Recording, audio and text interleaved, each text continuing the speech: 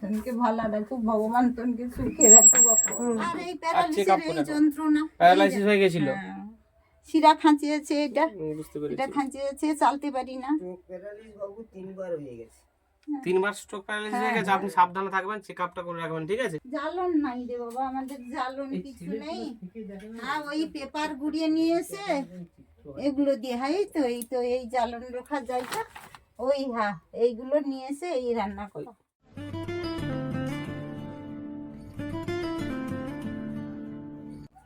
ভালো আছেন?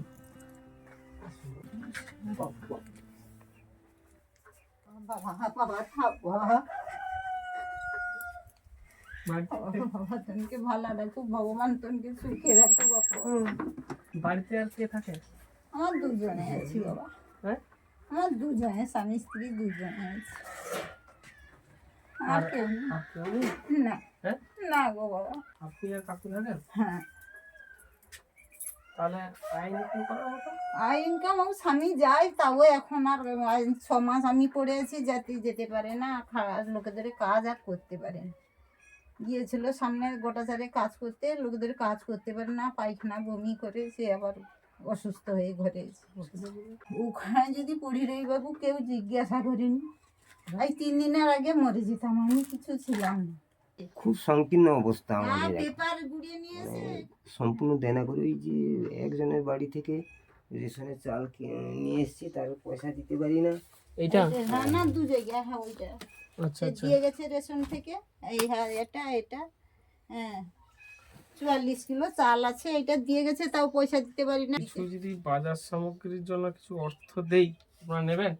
একটু সামান্য কিছু, ঠিক আছে? বাবা, সে তোনকের ধর্ম হবে বাপু, সেটা আমাদের নোয়া বলা কিছু বলতে পারছি না। তোদের ধর্ম হলে তোরা দিবি।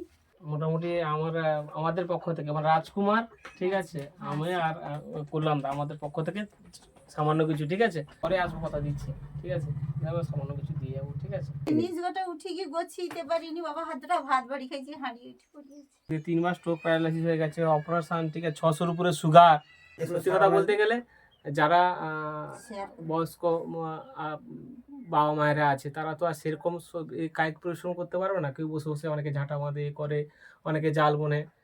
বাবা সেরকম জাল বুনছিল, জালটা আমাদের খুব আগ্রহ করে দিলেও দেখা যাক। এটা একটা অনেক জায়গায় গেছি, একটা নতুন দিক, যে এখান থেকেও আমি কিছু জিনিস নিয়ে গেলাম। তবে এটা আমি ওই অর্থটা দিয়ে দিয়েছি অবশ্যই, ঠিক আছে? যদি আপনাদের এরকম যে জালের দরকার হয়, এরকম ফ্যামিলির কাছ থেকে নেবেন। এইটা হচ্ছে আমার মূল কথা। তাতে কি হবে না, ইনাদেরও একটা সাপোর্ট হবে। ইনারা দেখুন দান চেয়ে বাঁচতে চাইছে না। এটা কিন্তু আপনাদের করতে হবে। আজকে বয়োজ্যেষ্ঠের বাড়িতে আজকে অসুস্থ বলে বাড়িতে মুমূর্ষ হয়েছে, এরা মুমূর্ষ কেউ ছিল না, পরিস্থিতির কাছে আজকে অসহায় হয়ে গেছে।